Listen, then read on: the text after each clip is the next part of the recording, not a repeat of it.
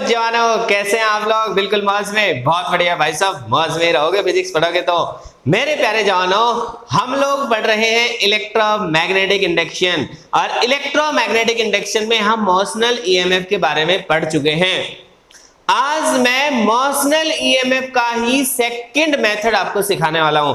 भाई ये भी कैलकुलस वाला मेथड नहीं है, बिना कैलकुलस के भी हम मोशनल ईएमएफ की वैल्यू कैलकुलेट कर सकते हैं। ठीक है, तो मेरे प्यारे जवानों, बिना इंटीग्रेशन डिफरेंशिएशन वाला मेथड है, बहुत ही प्यारा सा है। इसमें हम लोग लॉरेंट्ज फोर्स का यूज करने वाले हैं।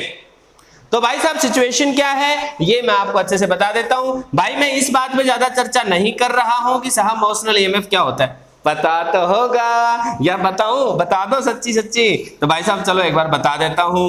भाई साहब जब किसी कंडक्टर में हम मोशन करें तो मोशन के कारण जो उसमें ईएमएफ जनरेट होता है साहब, इस तरह के ईएमएफ को हम मोशनल ईएमएफ कहते हैं। EMF generated in a conductor due to its motion is known as motional EMF. मेरे प्यारे जवानों, हमारे पास एक यू शेप कंडक्टर गिवन है, ध्यान से देख लो, ये यू शेप कंडक्टर गिवन है। इन यू शेप रेल्स के ऊपर हमने एक स्ट्रेट कंडक्टर को रखा जिसका नाम है साहब ए बी। मेरे प्यारे जवानों, में जानबूझ के इसको थोड़ा सा थिक ले रहा हूं, सिर्फ समझाने के पॉइंट ऑफ व्यू से। ओके, तो मेरे भाई ध्यान से देखना, रोड की तरह से ले लिया है मैंने। भाई देखो होगा क्या, लॉरेंट्ज फोर्स का मेथड जो है वो यूज करके हम अभी ये निकालना सीखेंगे कि साहब ईएमएफ की वैल्यू क्या आने वाली है। ठीक है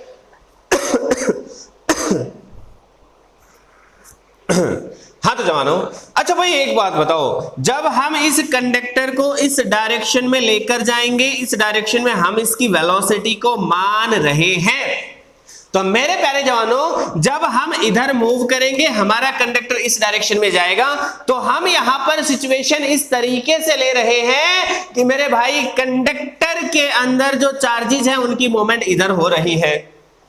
अब आपके मन में सवाल आएगा जी एक्चुअल में तो रैंडमाइजेशन है, यहां पर चार्जेस देखा जाए, फ्री इलेक्ट्रॉन्स की चर्चा करी जाए तो रैंडम मोशन में, हालांकि जो पॉजिटिव चार्जेस वो फिक्स अपनी जगह पे हैं, तो उनको किस तरीके से इस तरीके से ले रहे हैं, उनको कैसे हम कह दें कि वो सिर्फ इधर ही जा रहे हैं? भाई आपकी बात बिल्कुल सही है, रैंडमाइजेशन है, लेकिन कंसेप्ट को समझने के लिए हम रैंडम मोशन को इग्नोर कर रहे हैं। हम कह रहे हैं कि भाई नेट जो उनका मोमेंट है वो इस डायरेक्शन में ही हो रहा है। तो मेरे प्यारे जवानों, इसका मतलब ये हुआ कि हमारे पास एक इलेक्ट्रॉन है साहब, इलेक्ट्रॉन एक नेगेटिवली चार्ज पार्टिकल है, वो इस डायरेक्शन में v वेलोसिटी के साथ जा रहा है, और साहब अंदर की तरफ मैग्नेटिक फील्ड है। हमने एक इंडिविजुअल इलेक्ट्रॉन की हालात को देखा है। भाई साहब यहां पर यदि हम राइट हैंड पाम रूल लगाएं या फ्लेमिंग्स लेफ्ट हैंड रूल लगाएं, ध्यान से समझना, मैंने क्या बोला है, मैंने बोला है राइट हैंड पाम रूल लगाएं या फिर लगाएं फ्लेमिंग्स लेफ्ट हैंड रूल। भाई लेफ्ट बोल रहा हूं, राइट नहीं बोल रहा हूं। इनका यूज करके हम निकाल सकते हैं डायरेक्शन ऑफ फोर्स। फोर्स किधर लगेगा? इलेक्ट्रॉन के ऊपर। इलेक्ट्रॉन पर फोर्स किधर लगेगा ये हम निकाल सकते हैं। मेरे प्यारे जवानों, हमारे राइट हैंड पाम रूल लगा के बता रहा हूं मैं आपको। हमारे राइट हैंड की फिंगर्स अंदर की तरफ रखिए क्योंकि मैग्नेटिक फील्ड अंदर है, थंब की डायरेक्शन में वेलोसिटी होगी। यदि ये पॉजिटिव चार्ज होता साहब तो इसमें ऊपर की तरफ फोर्स लगता जिधर हथेली है, लेकिन क्योंकि ये नेगेटिवली चार्ज पार्टिकल है साहब, इसका मतलब इस पर फोर्स नीचे की तरफ लगेगा, मतलब फोर्स ऑन द इलेक्ट्रॉन नीचे की तरफ होगा। साहब इलेक्ट्रॉन पर फोर्स नीचे लगने के कारण क्या होगा? इलेक्ट्रॉन नीचे जाके इकट्ठा होने शुरू हो जाएंगे, और क्योंकि इलेक्ट्रॉन इस रीजन से कम हो जाएंगे, इसका मतलब हम ये कह सकते हैं कि साहब इधर पॉजिटिव पोलैरिटी आना शुरू हो जाएगी। मेरे प्यारे जवानों, इधर पॉजिटिव पोलैरिटी आना शुरू हो गई है साहब, यहां पे नेगेटिव चार्ज आना एक्युमुलेट होना शुरू हो गए हैं। ऐसा करने से क्या हुआ है? ऐसा करने से पॉजिटिव से नेगेटिव इलेक्ट्रिक फील्ड सेटअप हो गया है, मतलब साहब ऊपर से लेकर के नीचे की तरफ इलेक्ट्रिक फील्ड सेटअप हो गया है। अब आएगा मजा, तो ध्यान से समझना। हमारे इलेक्ट्रॉन पर नीचे की तरफ फोर्स लगा था, बेटर है कि आप इसको लिख लो कि क्योंकि ये मैग्नेटिक फोर्स था तो आप इसको एफएम से रिप्रेजेंट कर लो।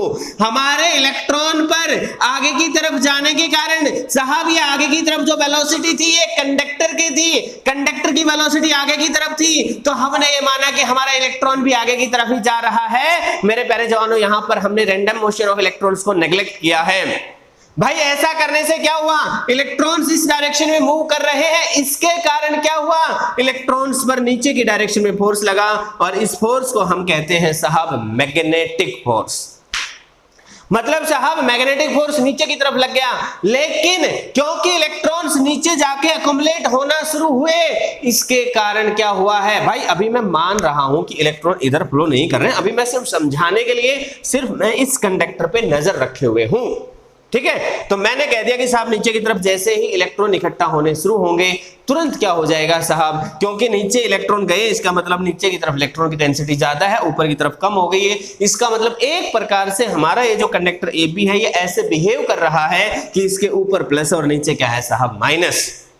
ऐसा करने से क्या हो गया है साहब, प्लस से माइनस की तरफ साहब इलेक्ट्रिक फील्ड सेटअप हो गया है, और क्योंकि साहब प्लस से माइनस इलेक्ट्रिक फील्ड सेटअप हो गया है तो इस इलेक्ट्रिक फील्ड के कारण अब इस इलेक्ट्रॉन पर ऊपर की तरफ फोर्स लगना शुरू होगा। मजा आएगा भाई। इलेक्ट्रिक फोर्स जो होता है वो हमें मालूम है, Fe से लिख रहा हूं, वो होगा charge into electric field. Interesting बात क्या है, इलेक्ट्रिक फील्ड इस बात पे डिपेंड करेगा कि अकोमोलेशन कितना है। तो शुरुआत में अकोमोलेशन कम होगा तो इलेक्ट्रिक फील्ड वीक होगा, धीरे धीरे धीरे धीरे ये इलेक्ट्रिक फील्ड बढ़ता जाएगा, इसका मतलब ऊपर की तरफ फोर्स भी बढ़ता जाएगा। मतलब ध्यान से समझिए, कंडक्टर को आगे धक्का देने के कारण मैग्नेटिक फील्ड के अंदर ऐसा हो रहा है कि मैग्नेटिक फोर्स नीचे लग रहा है, जिसके कारण इलेक्ट्रॉन नीचे जा रहा है। लेकिन पैरेलल में साथ साथ एक घटना और हो रही है साहब, इस इलेक्ट्रॉन पर इलेक्ट्रिक फोर्स भी लगना शुरू हो गया है। मतलब मेरे प्यारे जवानों, इस इलेक्ट्रॉन पर इलेक्ट्रिक फोर्स लगना शुरू हो गया, इसके कारण इलेक्ट्रिक फील्ड के कारण जो इस पे इलेक्ट्रिक फोर्स लगा वो ऊपर की तरफ लगा, जो इसको फर्दर नीचे जाने से रोकेगा।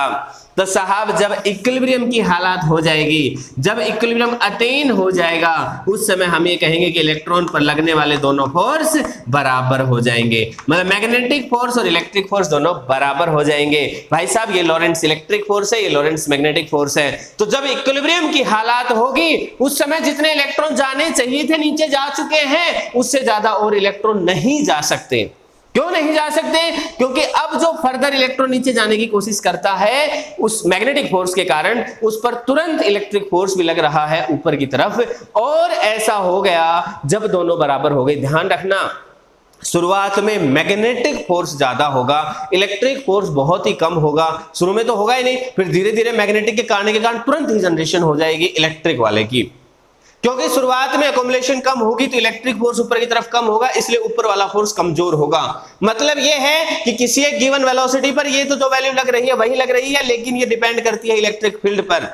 मेरे प्यारे जवानों, जैसे जैसे अकोमोलेशन शुरू होगी वैसे वैसे हमारे जो इलेक्ट्रॉन है, क्योंकि वो ऊपर की तरफ जाके इकट्ठा हो गए, सॉरी नीचे की तरफ इकट्ठा हो गए, इसलिए इलेक्ट्रिक फील्ड सेटअप हो गया है प्लस से माइनस की तरफ। इसके कारण इलेक्ट्रॉन पर ऊपर की तरफ फोर्स लगना शुरू हो गया है, और जो बढ़ रहा है वक्त के साथ। तो ये फोर्स जब बढ़ते बढ़ते इसके बराबर हो जाएगा, उस समय हम कहेंगे कि अब फर्दर जो इलेक्ट्रॉन्स हैं वो ऊपर नीचे कहीं पर भी नहीं जाएंगे।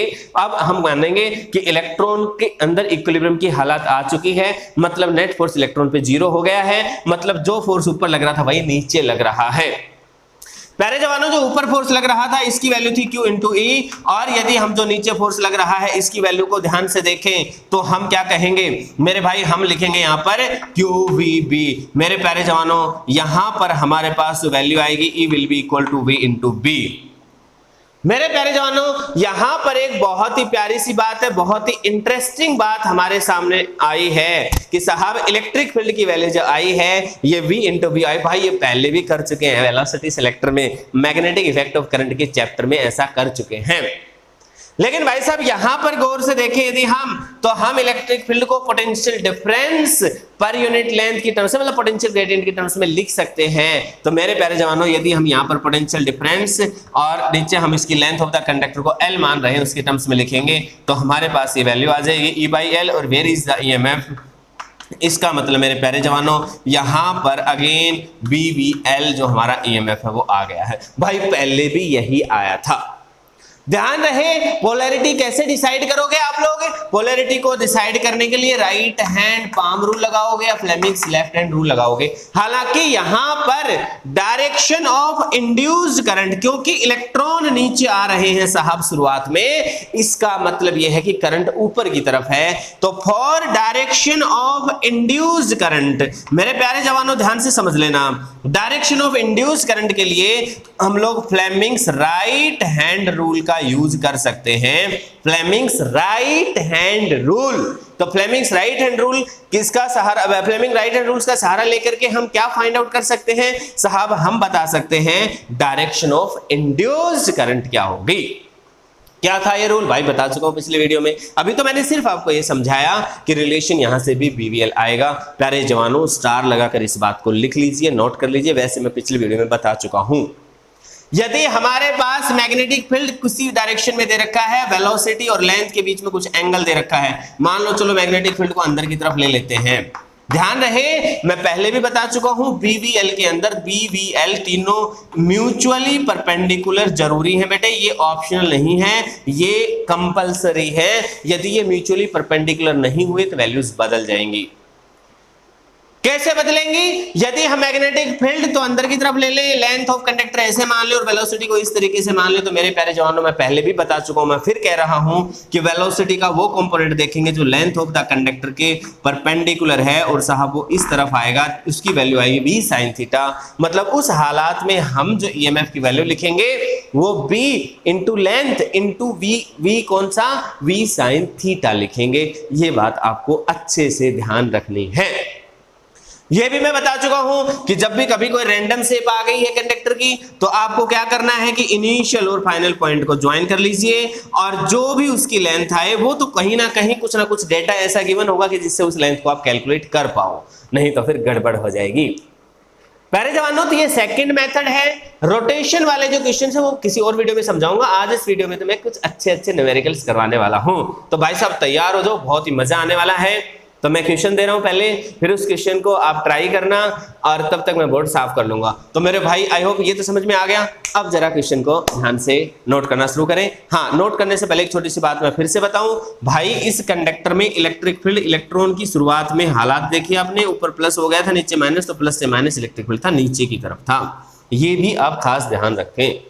क्लियर है? पेपर में इलेक्ट्रिक फील्ड की डायरेक्शन पूछी है या आपसे ये पूछा है कि पोटेंशियल डिफरेंस की किस तरीके से, किसका पोटेंशियल डिफरेंस ज्यादा है, किसका कम है, तो आपको अच्छे से समझना चाहिए। जो एंड पॉजिटिव पे है that will be the positive potential, जो नेगेटिव पे है वो कम पोटेंशियल होगा, तो नेगेटिव पोटेंशियल हो जाएगा।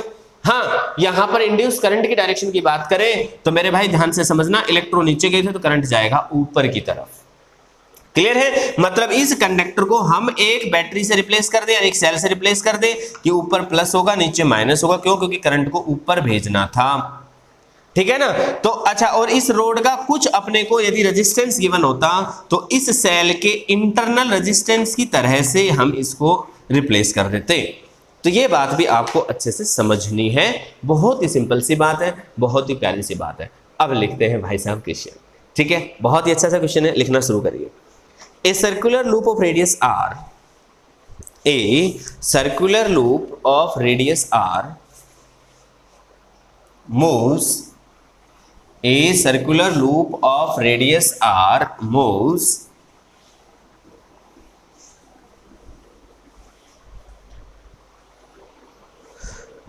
with a constant velocity v in a region, with a constant velocity v in a region with uniform magnetic field B। Magnetic field uniform दे रखा है, अंदर की तरफ दे रखा है, फिगर गिवन है भाई, फिगर को मैं ड्रॉ कर रहा हूं आपके लिए। अंदर की तरफ है मैग्नेटिक फील्ड, वैल्यू दे रखी है B।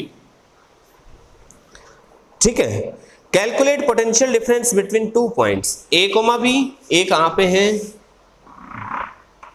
यहां पर A है, यहां पर B है। ये कोई लाइन नहीं खींची हुई है, मैंने जस्ट ऐसे खींच दी, it is just like diameter. Okay, इसकी रेडियस को r दे रखी है अपने को। ABCD, this is the CD, this is D, this is C। Okay, and this is EF, इधर है साहब EF। ओके। और जो वेलोसिटी की जो स्पीड की डायरेक्शन दिखा रखी है अपने को, वो ऐसे दिखा रखी है कि ये लूप इस तरीके से जा रहा है, ये is a v velocity and also this angle is theta. जो ई एफ वाली लाइन एंगल बना रही है वो थीटा है, रेडियस इसकी आर है, छोटा आर बड़ा आर जो आप मानना चाहे मान सकते हैं। मेरे प्यारे जवानों, बहुत ही प्यारा सा क्वेश्चन है, बहुत ही अच्छा सा क्वेश्चन है।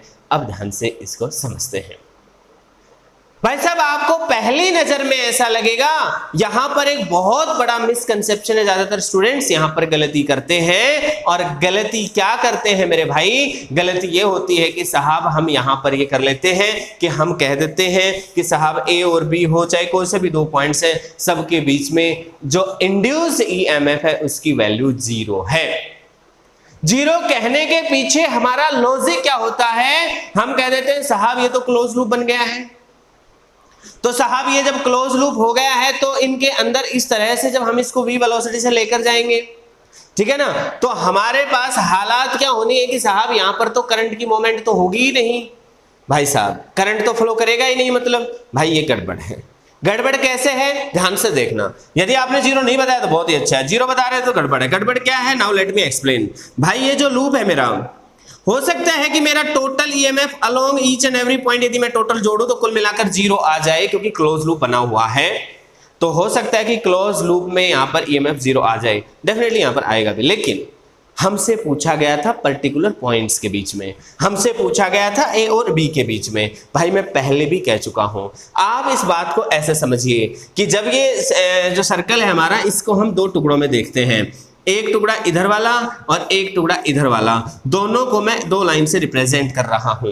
मेरे प्यारे जवानों, ऊपर वाले पॉइंट का नाम मैं बी लिख रहा हूं, यहां पर भी मैं बी लिख रहा हूं। नीचे वाले पॉइंट का नाम मैं ए लिख रहा हूं, यहां पर भी मैं ए लिख रहा हूं।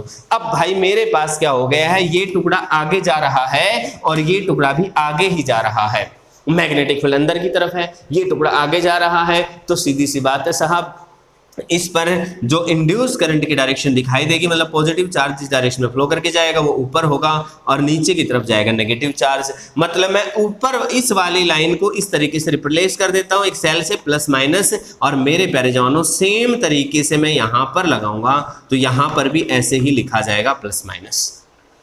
इंटरेस्टिंग बात क्या है कि यदि इसकी रेडियस r ले रखी है मैंने, तो टोटल डिस्टेंस 2r है। तो यदि अब मैं ईएमएफ की वैल्यू लिखूं तो मैग्नेटिक फील्ड B, लेंथ हो चुकी है 2r और वेलोसिटी है v, तो ये मेरा ईएमएफ आया है, ये पोटेंशियल डिफरेंस आया है मेरा A और B के बीच में। मेरे प्यारे जवानों, दूसरे के बीच में भी यही आया है। अब यदि मैं पूरे लूप की बात करता हूं, मैं क्लोज लूप की बात करता हूं, तो जब मैं इन दोनों को जोड़ दूंगा तो नो डाउट पूरे लूप में कोई पोटेंशियल डिफरेंस नहीं बचेगा, ओवरऑल 0 ही हो जाएगा पूरे लूप के लिए। क्यों? क्योंकि दोनों बैटरीज एक दूसरे को अपोज करने वाली है। मान लीजिए ये 10 वोल्ट है, ये भी 10 वोल्ट है, तो कुल मिलाकर ये 10 वोल्ट और ये 10 वोल्ट अपोज कर रहे हैं, इसलिए कुल मिलाकर पूरे थ्रू आउट द लूप तो 0 ही है। लेकिन आपसे पूछा गया था ए और बी के बीच में। भाई आप खुद ही सोचिए ना, ये और ये दोनों सेल्स तो आपस में पैरेलल में है, और पैरेलल में पोटेंशियल डिफरेंस ऐसे रहता है। यदि ये 10 वोल्ट है, ये भी 10 वोल्ट है, तो कुल मिलाकर आंसर भी 10 वोल्ट ही आएगा, जो मैंने यहां पर लिखा है। मैं फिर बताता हूं भाई, मैंने क्या किया, मैंने मेरा ये जो हाफ सर्कल था इसको एक वायर से रिप्लेस कर दिया। इस वायर से रिप्लेस करने के बाद मैंने क्या पाया कि ये मेरा जो वायर है ये इधर मूव कर रहा है, मेरा मैग्नेटिक फील्ड अंदर की तरफ है। अब आपके मन में सवाल आएगा जी वायर इधर क्यों जा रहा है? भाई क्वेश्चन में दे रखा है, अपने हाथ में कहां था ये? तो भाई साहब क्योंकि इसने इधर वेलोसिटी दे रखी थी, मैग्नेटिक फील्ड अंदर था, तो मेरे प्यारे जवानों हमने यहां से देखा कि करंट जो इंड्यूस करंट आना चाहिए वो ऊपर की तरफ आना चाहिए। इसका मतलब बैटरी में इधर पॉजिटिव पोलैरिटी लगनी चाहिए और इधर नेगेटिव पोलैरिटी लगनी चाहिए। ये मैंने इस वाले सर्कल के लिए किया, जो सेमी सर्कल था इधर वाला, उसके लिए किया। यदि मैं यही चीज इस वाले सर्कल लेकर करता तो सेम यही आंसर आता। यहां पर भी इस सेल का ईएमएफ भी ई ही होता, वैल्यू होती BL/V। याद रहे मैं ऑलरेडी कह चुका हूं कि जब मेरी कोई भी शेप होगी तो उसके जो शॉर्ट पॉइंट्स हैं उनको मैं यदि मिला दूंगा एंड पॉइंट्स को, तो वो मेरे लिए लेंथ का काम करेगी। तो ये R था, ये भी R था, तो कुल मिलाकर ये वैल्यू आ गई है 2R। तो B लेंथ/V ये मेरा ईएमएफ आया था। लेकिन अपने से टोटल ईएमएफ नहीं पूछा था। यदि अपने से टोटल ईएमएफ पूछा होता तो कुल मिलाकर डेफिनेटली इसमें पूरे थ्रू आउट द लूप तो 0 ही आ जाना चाहिए था, क्योंकि दोनों बैटरीज एक दूसरे को अपोज करेंगी। लेकिन उसने पूछा था ए और बी के बीच में, इसके और इसके बीच में। इसने ये नहीं पूछा कि यहां से चलो और यहीं घूम के आओ तो कितना पोटेंशियल डिफरेंस आएगा, ऐसा नहीं पूछा इसने, ठीक है ना। एक ही लूप के लिए नहीं पूछा, इसने पूछा ए और बी के बीच में कितना पोटेंशियल डिफरेंस है, ए और बी के बीच में बताइए। तो ए और बी के बीच में तो अंतर हमें क्लियरली दिखाई दे रहा है, ये भी ई है, ये भी ई है, दोनों पैरेलल में है, तो आंसर भी ई ही आएगा। कभी इन दोनों को जोड़ दें, ये भी हम लोग गलती कर सकते हैं, आपको अलर्ट रहना है, इस बात को नोट डाउन कर लीजिए। क्लियर है। माना कि ये बैटरी 10 वोल्ट की थी, ये भी 10 वोल्ट की थी, तो आंसर भी 10 वोल्ट ही आएगा, 20 वोल्ट नहीं आएगा। मेरे भाई मैं फिर कह रहा हूं कि दोनों क्या है, दोनों ही आइडेंटिकल बैटरीज हैं, दोनों की दोनों पैरेलल में है, तो पोटेंशियल डिफरेंस सेम ही रहेगा।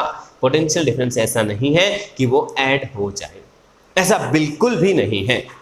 तो आई होप मेरे प्यारे जवानों ये बात अच्छे से समझ में आई।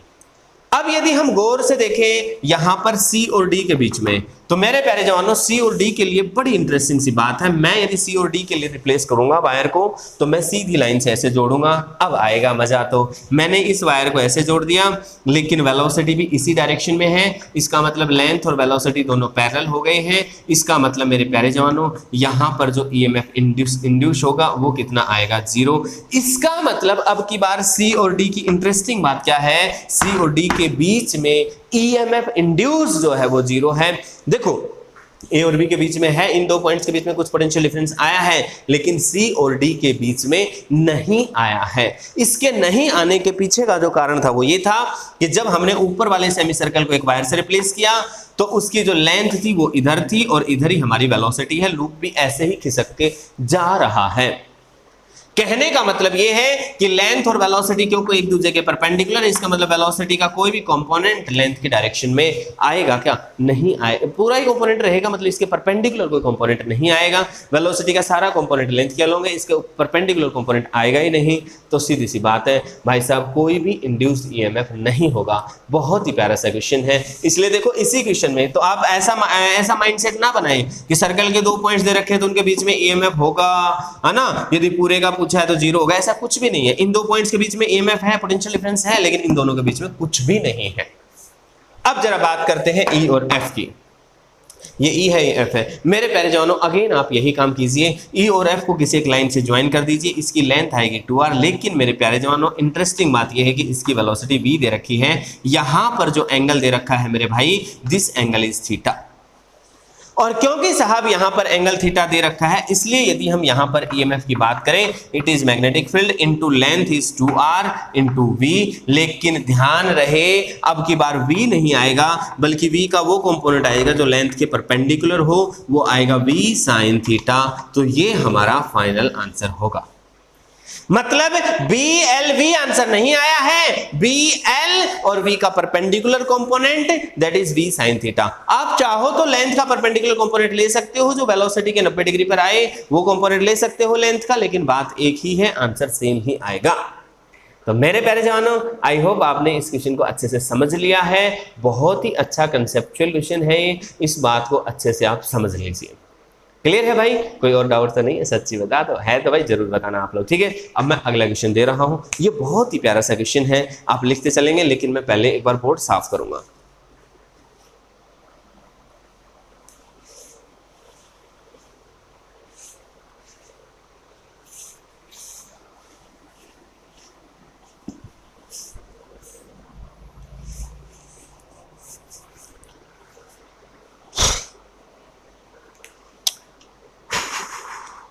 भाई स्टार लगा लीजिए इस क्वेश्चन पे, कई बार एग्जाम में आया है। तो आपको अब मैं बोल रहा हूँ क्वेश्चन लिखिए।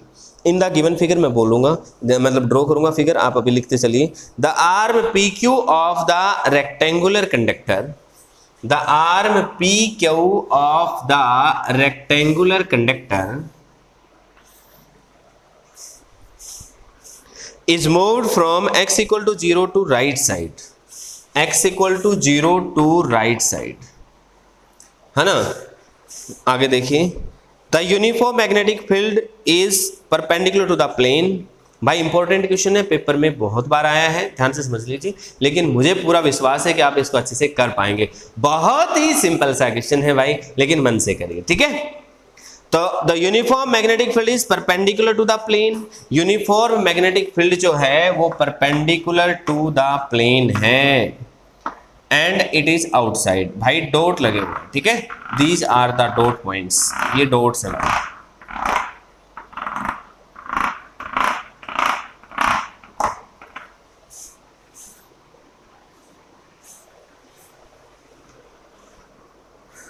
perpendicular to the plane and extends from x equal to 0 to x equal to b। ध्यान रहे यहाँ x equal to 0 था और जहां तक मैग्नेटिक फील्ड प्रेजेंट है इसके आगे एक भी डॉट प्रेजेंट नहीं है, ठीक है ना। It is the last line. ये जो लाइन है ये है x equal to b की,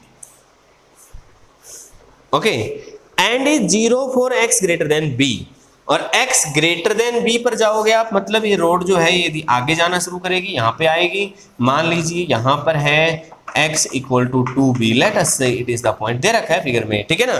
तो x equal to greater than b पर, मतलब इक्वल टू नहीं sorry, x greater than b पर मैग्नेटिक फील्ड की वैल्यू 0 है और x लेस देन b के ऊपर मैग्नेटिक फील्ड की जो वैल्यू है वो b दे रखे हैं, ठीक है ना। Only the arm PQ have substantial resistance R। भाई रेजिस्टेंस R दे रखा है लेकिन वो सिर्फ इस PQ आर्म ब्रांच में दे रखा है। सो रेजिस्टेंस इज R। कैपिटल ले लीजिए, स्मॉल ले लीजिए, इसने स्मॉल दे रखा है। Small r is the resistance of branch PQ या आर्म PQ, जो उचित लगे वो लिख लीजिए। Consider the situation when the arm, भाई बहुत इंटरेस्टिंग लाइन है, देखिए ध्यान से समझिए। Consider the situation when the arm PQ is pulled outwards from, consider the situation when the arm PQ, लिखते चलिए मेरे भाई, वो सिचुएशन कंसिडर करिए जिसमें आर्म PQ को पुल कर रहे हैं outward from x equal to 0 to x equal to 2b। x equal to 0 से लेकर के इस आर्म PQ को यहाँ पे लेके आए हम, यहाँ से x इक्वल टू 0 से इसको खींचना शुरू किया, x इक्वल टू 2b तक गए, ठीक है। And then move back to x equal to 0 with constant speed v। ये इंटरेस्टिंग पॉइंट है, v दे रखी है हमें कांस्टेंट स्पीड, जो इस कंडक्टर को मूव हम करवाने के लिए जिस स्पीड का सहारा ले रहे हैं that is the speed v। मतलब मोटी बात ये भाई, ये PQ कंडक्टर यहाँ पे था, यहाँ से हम इसको धक्का देते गए यहाँ पहुंच गया, अब वापस ला रहे हैं उसी स्पीड से और वापस इसी जगह पे आ गया है। क्लियर है। अब आपको क्या क्या बताना है लिख लीजिए। पहला पॉइंट, आपको फ्लक्स निकालना है, फ्लक्स निकालना है साहब, फाई निकालना है, इंड्यूस EMF निकालना है, सब चीजें निकाल लीजिए। Force necessary to pull the arm and power dissipated, force necessary to pull the arm, क्योंकि कांस्टेंट वेलोसिटी से मूव करा रहे हैं तो जो फोर्स की जरूरत पड़ेगी वो बताना है। Power dissipated as joule heat. और इंटरेस्टिंग बात यह है कि इन सभी का ग्राफ प्लॉट करना है, किसके रेस्पेक्ट में, विद रेस्पेक्ट टू टाइम। मेरे प्यारे जवानों, टाइम के साथ इनका ग्राफ प्लॉट करना है। अच्छा, अब भाई बहुत ही प्यारी सी बात है, बहुत ही सिंपल सी बात है। सबसे पहले हम लोग नजर डालते हैं कि जब ये कंडक्टर हमारा यहाँ से धीरे धीरे धीरे धीरे धीरे धीरे धीरे धीरे आगे जाने लगेगा तो किस बात पर फर्क पड़ेगा। मेरे प्यारे जवानों, ये जो लूप यहाँ पर बनेगा PQRS, इसके अक्रॉस जो मैग्नेटिक फ्लक्स है वो उसकी वैल्यू चेंज होगी। तो मैग्नेटिक फ्लक्स किसी इंस्टेंट पर यदि हम निकाल के देखें, ध्यान रहे मैग्नेटिक फ्लक्स होता है magnetic field into area. Area किसका लेते हैं, लूप का, और लूप का भी कहाँ, मतलब कितना एरिया लेंगे, लूप का पूरा का या जहां पर मैग्नेटिक फील्ड प्रेजेंट है उसका, जितने में मैग्नेटिक फील्ड प्रेजेंट है उसका। अभी अच्छी बात यह है कि लेट अस सपोज ये कोई इंस्टेंट x डिस्टेंस पर है तो इसमें पूरे के अंदर ही मैग्नेटिक फील्ड प्रेजेंट है, तो ये लंबाई हो गई इसकी x और चौड़ाई इसकी दे रखी है अपने को L दे रखी है, जो भी दे रखी है, हाँ L ही दे रखी है, ये लिख लीजिए आप लोग, ये वैल्यू L और दे रखी है, ठीक है ना। तो magnetic field into area is L into x, जो भी लिखना चाहें आप, x इंटू L या L इंटू x, एक ही बात है। Magnetic field into area into cos theta. पहले जवानों एरिया वेक्टर बाहर की तरफ है और मैग्नेटिक फील्ड भी बाहर की तरफ है, तो थीटा 0 हो गया, इसलिए cos 0 की वैल्यू 1 हो गई। भाई ये जो मैग्नेटिक फील्ड आया है, सॉरी मैग्नेटिक फ्लक्स आया है, ये कहां से कहां तक आया है, ये x की वैल्यू कहां से कहां तक होगी, 0 से लेके x इक्वल टू b तक होगी। मतलब x की जो वैल्यू है, x will vary from 0 to x equal to b। मेरे प्यारे जवानों, यदि एक बार हमारी ये रोड जो है PQ, यदि ये यहाँ पहुंच गई, उसके बाद यदि ये इससे आगे जाती, मान लीजिए रोड यहाँ पे आ गई अब की बार क्या होगा मेरे भाई, एरिया जो काउंट करेंगे वो सिर्फ इतने हिस्से का ही काउंट होगा। यदि हम इस रोड को थोड़ा सा और आगे लेकर गए तो भी एरिया इसी हिस्से का काउंट होगा। जब मैंने मैग्नेटिक फ्लक्स वाली बात की थी, मैंने इस बात को अच्छे से समझाया था कि भाई साहब एरिया कौन सा यूज करना है। एरिया वो यूज करना है जहां तक फील्ड प्रेजेंट है। तो फील्ड यहां तक प्रेजेंट है, आप इस रोड को कहां पर भी ले जाइए, आप x = 2b तक लेकर जाइए, लेकिन फील्ड की जो वैल्यू है, मैग्नेटिक फील्ड की वैल्यू, क्योंकि सिर्फ यहां तक प्रेजेंट है, इसलिए फ्लक्स में जो एरिया काउंट होगा वो सिर्फ इतना होगा।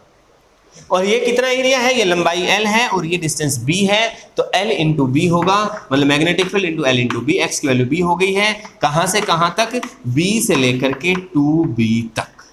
मतलब जो फ्लक्स था साहब हमारे पास, this flux is not constant but this flux is variable, और इस फ्लक्स की जो वैल्यू क्या थी वो मैंने यहां पर लिख दी है। मेरे प्यारे जवानों, इंटरेस्टिंग बात है कि यहां पर फ्लक्स जो है वो x के साथ बदल रहा है। भाई x है डिस्टेंस, डिस्टेंस को हम लिख सकते हैं स्पीड गुना में टाइम। मेरे प्यारे जवानों, क्योंकि उसने यूनिफॉर्म स्पीड कहा है, इसका मतलब यदि मैं इस फ्लक्स की वैल्यू को टाइम के साथ वेरिएशन करवा के देखूं तो मैं यहां पर क्या पाऊंगा कि मैं इस डिस्टेंस को क्या लिखूंगा, स्पीड गुना में टाइम। मतलब मेरा फ्लक्स जब तक x = 0 से लेके x = b तक जाऊंगा मैं, तो टाइम के साथ बढ़ता जाएगा, लेकिन उसके बाद इसकी जो वैल्यू है वो कांस्टेंट हो जाएगी। इसमें कहीं पर भी x की टर्म नहीं आ रही है। इसका मतलब जब मैं x = b से लेकर के 2b तक जाऊंगा, उस दौरान मेरे फ्लक्स में कोई चेंज नहीं आएगा। मतलब ये हुआ मेरे भाई, यदि मैं यहां पर ग्राफ ड्रॉ करना चाहूं, ध्यान से समझिएगा, मैं ग्राफ ड्रॉ कर रहा हूं टाइम के रेस्पेक्ट में, फाई का टाइम के रेस्पेक्ट में। तो जैसे जैसे मैं फाई की वैल्यू, मतलब मैं अपनी रोड PQ को मैं यहां से लेकर जाना चाहूंगा B तक, कुछ तो समय लगेगा। मेरा जो समय लगेगा वो माना कि t1 टाइम लगा, लेकिन ये समय कितना होगा, यहां से यहां तक के distance that is b divided by जो स्पीड थी मेरी वो v। इस समय तक जो मेरा फ्लक्स है, क्योंकि ये वैल्यू आई है BL × x, ये जो मेरा फ्लक्स आया है मैं इसको ऐसे लिख सकता हूं BL × स्पीड गुना में टाइम। इसका मतलब मेरा फ्लक्स फाई इसके प्रोपोर्शनल है, phi is directly proportional to the time. मतलब साहब स्ट्रेट लाइन ग्राफ आएगा। मतलब ये हुआ मेरे भाई कि यहां पर यदि मैं ग्राफ ड्रॉ करूंगा तो ओरिजिन से शुरू होगा, फाई और टी के बीच का जो ग्राफ है वो स्ट्रेट लाइन आएगा, और t1 समय तक ये स्ट्रेट लाइन ही चलेगा। अब मेरे प्यारे जवानों, जब मैं x = b से लेके x = 2b तक गया तो समय मेरे को आगे भी इतना ही लगेगा। मतलब अब यदि मैं गौर से देखूं तो मेरा समय हो चुका होगा 2b डिवाइडेड बाई v, इसके 2 गुना कर दिया मैंने। मतलब ये समझो कि यहां से यहां तक यदि 10 सेकंड लगते हैं तो यहां से यहां तक भी 10 सेकंड ही लगेंगे। तो कुल मिलाकर 0 से 10 सेकंड, और अब हो चुका है 20 सेकंड, वो मैंने यहां लिख दिया है। यदि आप टाइम के टर्म्स में लिखना चाहते हैं तो डेटा ऐसे ही लिखना पड़ेगा। बहुत बुक्स में इसमें गलती दे रखी है, आप थोड़ा अलर्ट रहें, सावधान रहें, जागृत रहें। हाँ, x की भाषा में लिखना चाहते हैं तो x की वैल्यू यहां पर क्या थी, b थी। यदि आप in terms of x graph draw करना चाहते हैं और इस जगह पे x की जो वैल्यू है वो 2b है, लेकिन इंटरेस्टिंग बात यह है कि फ्लक्स की जो वैल्यू है वो इस समय तक जितनी वैल्यू भी आई थी वही रहेगी, और कितनी वैल्यू मैक्सिमम थी वो वैल्यू ये रही, दैट इज BLB। अब इस रोड को हम वापस लेकर आएंगे मेरे भाई। मतलब अब की बार जो समय हो चुका होगा वो 30 सेकंड हो चुका होगा। यदि पहले 10 माना था तो 3b/v, लेकिन मेरे प्यारे जवानों यहां तक आने के दौरान फ्लक्स में कोई अंतर नहीं आएगा और प्यारे जवानों ग्राफ ऐसा मिलेगा। लेकिन अब आएगा मजा तो मेरे प्यारे जवानों, यदि अब मैं इस रोड को यहां देखूं और मैं इस तरीके से जाना शुरू कर दूं तो अब की बार मेरा जो x है वो घटेगा। तो अब की बार मैं BLX लिखूंगा तो मेरे भाई ध्यान से समझो, अब की बार मेरा x डिक्रीज हो रहा है, इसका मतलब मेरा फ्लक्स घटना शुरू हो जाएगा, और घटते घटते जैसे एंड पर पहुंचेगा तो 0 हो जाएगा। इसका मतलब जब 4b/v का वक्त होगा उस समय साहब फ्लक्स घट के 0 हो चुका होगा। यदि x की कोऑर्डिनेट्स की भाषा में लिखें तो यहां पर x इक्वल टू बी था, फिर x इक्वल टू 2b था, तो वापस x इक्वल टू a यहां पर हो चुका होगा। ये x के कोऑर्डिनेट्स हैं, sorry x equal to b हो चुका होगा, a नहीं, और यहां पर क्या हो चुका होगा, x इक्वल टू 0 हो चुका होगा। लेकिन टाइम की परिभाषा में पूछा हुआ था, इसलिए ग्राफ इस तरह का बनेगा। ये बात आपको अच्छे से समझनी चाहिए कि पहले जो था वो फ्लक्स बढ़ रहा था, बाद में जो फ्लक्स है हमारा वो डिक्रीजिंग फ्लक्स है टाइम के साथ। भाई ध्यान रहे, जब हमारी रोड इधर जा रही थी तो एरिया इंक्रीजिंग था, इस वजह से हमने फ्लक्स की वैल्यू को लिखा इंक्रीजिंग में, और जब वापस आना शुरू होगी यहां से यहां तक जाएगी तो फ्लक्स घटते घटते 0 हो जाएगा। आई थिंक पहला पड़ाव आपको अच्छे से समझ में आया, जिसमें मैंने आपको फ्लक्स का वेरिएशन बताया। मेरे भाई अब यदि इसी क्वेश्चन में अपने से क्योंकि ईएमएफ की जानकारी पूछी हुई थी, तो मेरे प्यारे जवानों मैं थोड़ा सा ऊपर एक बार मिटा देता हूं, मैं उसमें ही लिखता हूं।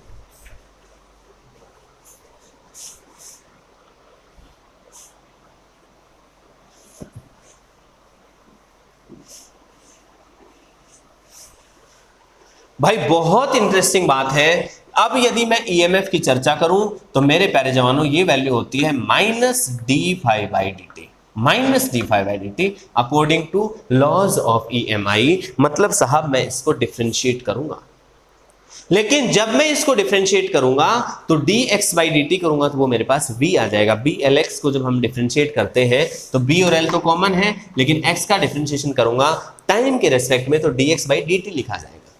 ठीक है ना, x के रेस्पेक्ट में नहीं है, टाइम के रेस्पेक्ट में है। कुल मिलाकर मेरे पास जो वैल्यू यहां पर निकल के आएगी वो कितनी आएगी मेरे भाई, BLV निकल के आएगी, जो ऑलरेडी हम लोग पढ़ चुके हैं।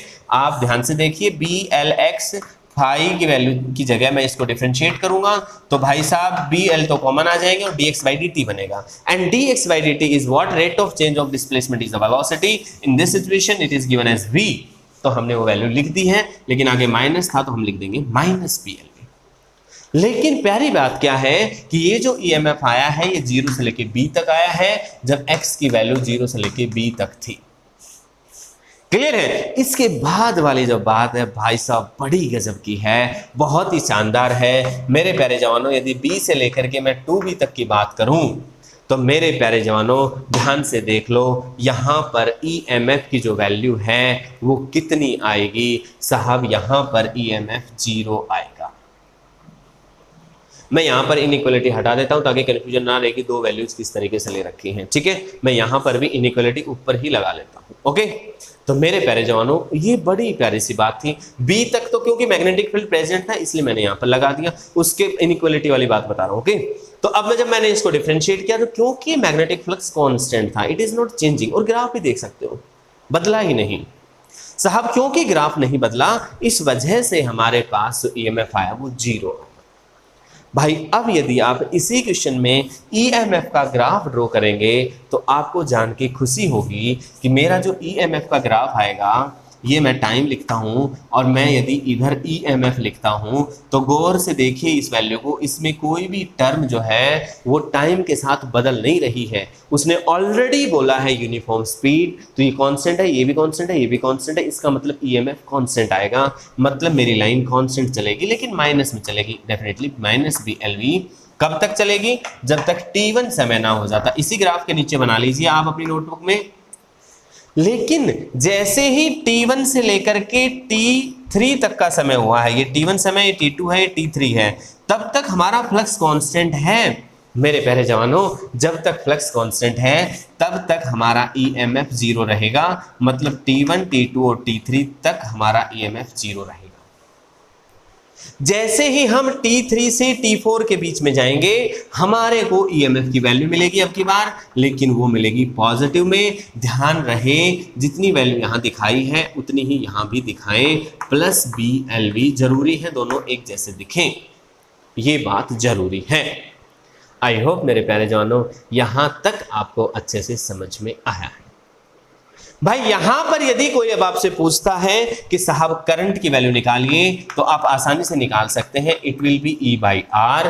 आर की वैल्यू ऑलरेडी दे रखी थी, इस लूप में और कोई रेजिस्टेंस गिवन ही नहीं था। टोटल रेजिस्टेंस इसका था, शायद छोटा आर गिवन था, तो हम छोटा आर यहां पर लिख देंगे। तो करंट की वैल्यू बस यहां पर आर से डिवाइड कर दीजिए।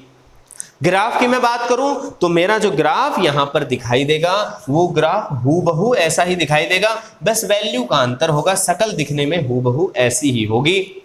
मतलब यदि मैं यहां पर करंट के साथ टाइम का ग्राफ ड्रॉ करूंगा तो मैं क्या देखूंगा, पहले जो वैल्यू आएगी ई बाई आर आएगी, that is minus B L V divided by R. ये करंट का ग्राफ है, ठीक है। और फिर आ जाएगी 0 इस टाइम इंटरवल के अंदर, और फिर दोबारा से आ जाएगी, बट ये वैल्यू जो रहेगी ये कितनी रहेगी, प्लस का B L V divided by R. ये करंट रहेगा। हालांकि उसने फोर्स के बारे में पूछा था, करंट पूछा नहीं था। क्लियर है? लेकिन आपको मैं बता रहा हूं, आपको ध्यान रखना है, ग्राफ में प्लस माइनस का ध्यान रखना जरूरी है कि भाई डायरेक्शन बदलेगा ईएमएफ अपने, ठीक है। अब जवानों बात आती है कि साहब फोर्स कितना लगाना पड़ेगा कंडक्टर को मूव करवाने के लिए। तो मेरे प्यारे जवानों, जब किसी कंडक्टर में आई करंट फ्लो कर रहा है तो उस हालात में उस कंडक्टर के ऊपर कितना मैग्नेटिक फोर्स लगेगा, that will be I L B into sine theta.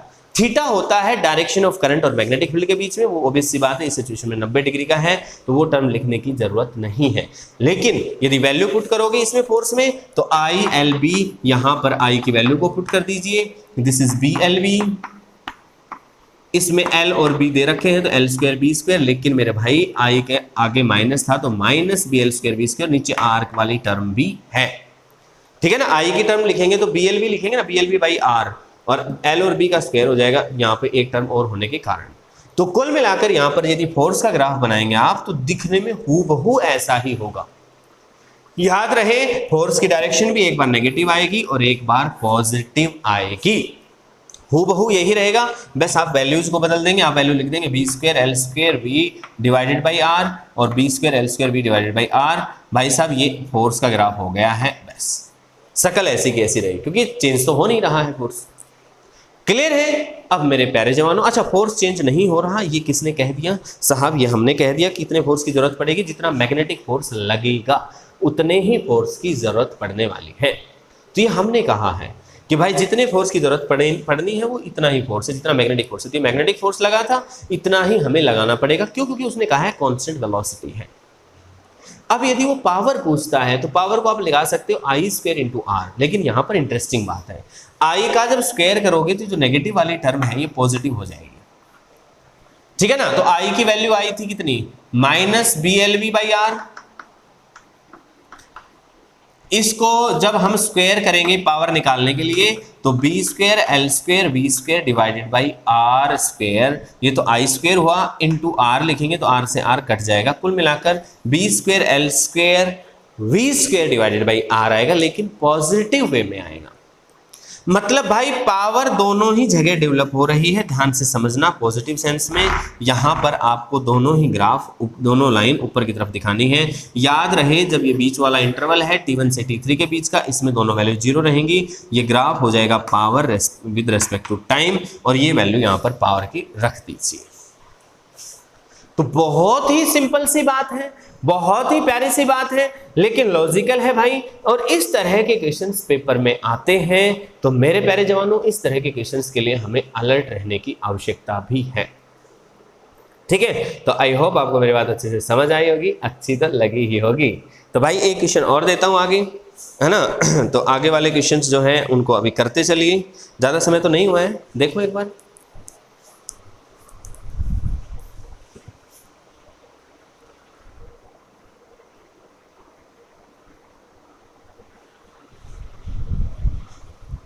ना अभी वीडियो देखने लायक है, ज्यादा बड़ी नहीं बनी है, ठीक है। मैं एक दो क्वेश्चंस और देता हूं ताकि थोड़ा सा आपकी समझ बढ़ेगी, आपको मौका मिलेगा अपने आप की समझ को बढ़ाने का, बिल्ड करने का, ठीक है। तो बहादुर जवानों देखते चलना, देखते चलना। देखो देखो वैसे तो क्वेश्चंस का कोई एंड नहीं है, फिर भी मैं अपनी तरफ से जो जो अच्छे क्वेश्चंस हैं वो मैं आपके लिए करा रहा हूं।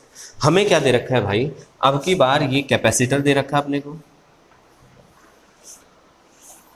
ठीक है, यहां पर एक कंडक्टर दे रखा है अपने को, और इस कंडक्टर के ऊपर हमें अच्छा मैग्नेटिक फील्ड दे रखा है अंदर की तरफ, ये कैपेसिटेंस दे रखी है C। हम इसको इधर F4 से मूव करवा रहे हैं। ठीक है, अब मैं बोलना शुरू करता हूं, लिख लीजिए। फिगर तो आपके पास ही रहेगा, ड्रॉ कर लीजिए, पहले स्टेटमेंट लिखो। Figure shows a wire of mass m and length l। मास दे रखा है साहब m और लेंथ दे रखी है l। वायर क्या, ये जो वायर है दिस इज वायर, इसकी बात हो रही है। ठीक है, which can slide on a pair of parallel smooth horizontal rails, which can slide on a pair of parallel smooth horizontal rails placed in a vertical magnetic field B।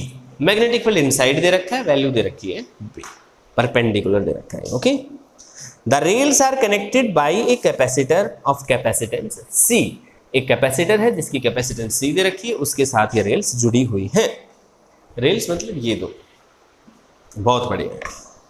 The electric resistance of the rails and the wire is 0। Wires, जो ये wire दे रखा है और ये rails दे रखी है, इनका कोई रेजिस्टेंस नहीं है। इफ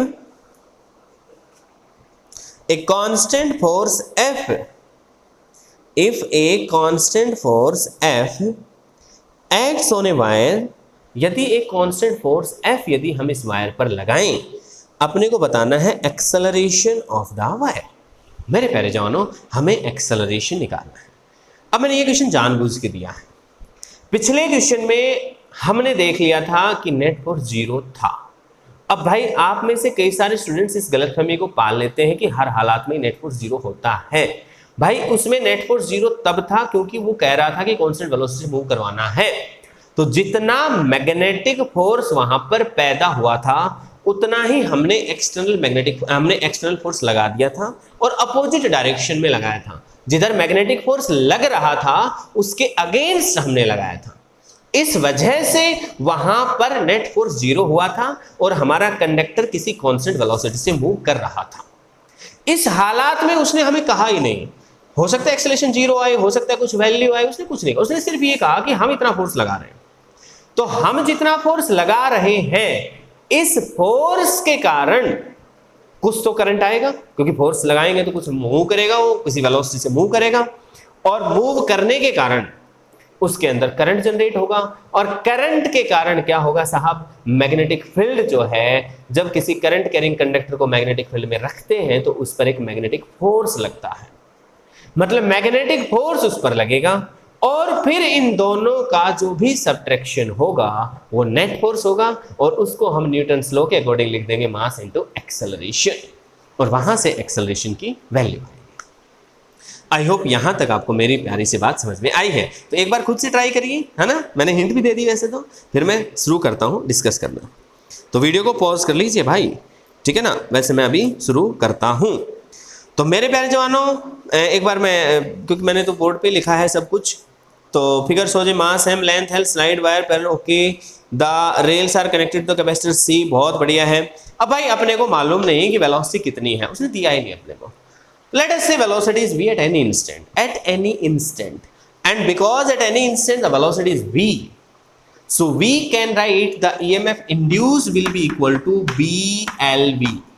इतना EMF induced होगा। And as we know that for the capacitor हम क्या लिख सकते हैं, Q equal to C into V, मतलब ये EMF होता था या टर्मिनल पोटेंशियल डिफरेंस, जो भी यहाँ पर ये वैल्यू BLV है, तो मतलब हो जाएगा CBLV। याद रहे, this is the potential difference, this is the velocity, अलग अलग है ना, कभी आप कंफ्यूज हो जाएं। Guys, now I want to find the value of current and I equals to, as we know that dq by dt, so let us differentiate it with respect to the time. My dear students, जब हम इसको differentiate करेंगे time के respect में, it is CBL and what is variable here, that is V, this will be dV by dt and basically it is what, dV by dt is the acceleration। लेकिन भाई ध्यान से समझना, आप एक बात मैं अच्छे से बता दूं, ठीक है ना। I equal to D Q by D T जो मैं यहाँ पे कर रहा हूं, तो यहाँ पर एक बात अच्छे से समझ लेनी है कि यहाँ पर मैं ये नहीं कह रहा हूं कि ये इसका नेट एक्सेलरेशन है, ठीक है ना। अभी आप इसको सिर्फ ऐसे ही लिख लीजिए, D by D T of C B L and V. अब तो थोड़ा सा समझ में आया होगा आपको, ठीक है ना। अभी आप समझिए एक बार, अब मैंने आपको बताया कि भाई इस करंट के कारण क्या होगा, मैग्नेटिक फोर्स पैदा होगा। तो मेरे प्यारे जवानों, जो मैग्नेटिक फोर्स लगेगा उसकी वैल्यू कितनी हो जाएगी, I L into B. Sine 90 zero होता है, इसलिए I L B sine theta होता है एक्चुअल में, तो वो वाली वैल्यू मैं लिख नहीं रहा हूं। तो मेरे प्यारे जवानों, यहां पर ये जो फोर्स F लगा है, मैंने ये F अप्लाई किया था, इसका नाम कुछ और मान लो, late us say it is the FM, magnetic है ना, FM मान लीजिए। तो जो नेट फोर्स मेरा लगेगा वो कितना लगेगा भाई, जो मैंने लगाया वो, ठीक है, जो मैंने फोर्स लगाया वो और जो हमने लगाया था वो, और उसमें से मैग्नेटिक फोर्स घटा दीजिए, ये वैल्यू लिखेंगे हम। और मेरे प्यारे जवानों, इस नेट फोर्स को हम लिख देंगे मास इनटू एक्सेलरेशन, और यहाँ से हमारे पास वैल्यू आ जाएगी F माइनस एफ एम।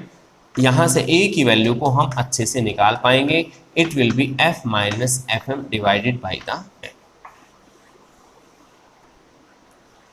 आई होप अभी आपको यहाँ तक अच्छे से समझ आया होगा। किसी भी स्टूडेंट को कैसी भी प्रॉब्लम है तो आप पूछ सकते हैं।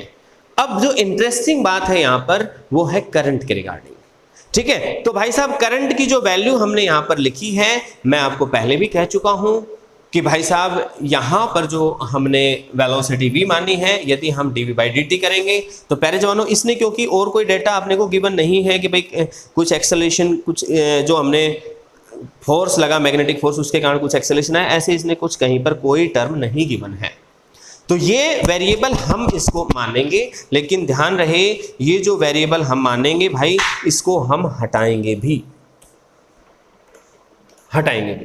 नहीं तो गड़बड़ हो जाएगी, ठीक है। तो प्यारे जवानों, हम यहाँ पर इसका एक्सेलरेशन a मान रहे हैं। ध्यान रहे dv बाई dt की वैल्यू को हम यहाँ a लिख देंगे, तो ये वैल्यू बन जाएगी cbl dv by dt will be equal to a। भाई ये वैल्यू यहाँ पे पुट कर दीजिए, तो a दो तरफ आ जाएगा, वैसे a इसमें भी है, एक्सेलरेशन जो यहाँ पर आया है, क्लियर है, वही एक्सेलरेशन यहाँ पर, क्योंकि वेलोसिटी के बदलाव की जो स्पीड है, रेट ऑफ चेंज, तो एक्सेलरेशन के बराबर ही आएगा, ठीक है ना। तो जो भी एक्सेलरेशन की, चलो मैं पूरी वैल्यू पुट करके बताता हूँ आपको कि वैल्यू कितनी आएगी यहाँ पे। तो वैल्यू जो हमारे पास आएगी वो कितनी आएगी, यहाँ से शुरू करना पड़ेगा भाई, फिर तो आई की वैल्यू यहाँ रखता हूँ मैं, ठीक है ना। यहाँ भी क्यों, यहाँ रख देते हैं, चलो ए की वैल्यू आ जाएगी F माइनस एफ एम था ILB, आई की वैल्यू ये रही, तो CBL और इसको मैं A लिख रहा हूँ, ठीक है। तो आई लिखा है मैंने अभी तक, तो सिर्फ L और B से मल्टीप्लाई करना है, तो L का स्क्वायर B का स्क्वायर, और पूरे के नीचे क्या कर दूंगा मैं, M कर दूंगा, ठीक है। तो एक बात की थोड़ा सा दिक्कत हो गई कि मैं M को इधर ले जाता हूँ, क्योंकि A वाली टर्म ये भी है, तो मैं इसमें जोड़ दूंगा ये, तो A कॉमन आ जाएगा, this is M plus CB square L square, हाँ, इक्वल टू F। तो कुल मिलाकर A का जो आंसर आ गया है, this is F divided by M plus CB square L square, जो भी आंसर आएगा वही फाइनल, क्लियर है। तो आंसर मैच कर लेते हैं एक बार, F upon M plus CB square, इसका यही आया है, कोई इशू नहीं है, ठीक है। तो मेरे प्यारे जवानों, आई होप आपको मेरी बात अच्छे से समझ में आई है। तो भाई इस तरह के जो तमाम क्वेश्चंस हैं, इनको आप अच्छे से करते चलिए, बहुत ही इंटरेस्टिंग है, बहुत ही प्यारे से क्वेश्चंस हैं। तो मेरे प्यारे जवानों, मन लगा करके फिजिक्स पढ़िए, बहुत मजा आने वाला है। आज के लिए इतना ही, फिर आपसे मुलाकात होगी जवानों, तब तक के लिए goodbye and take care.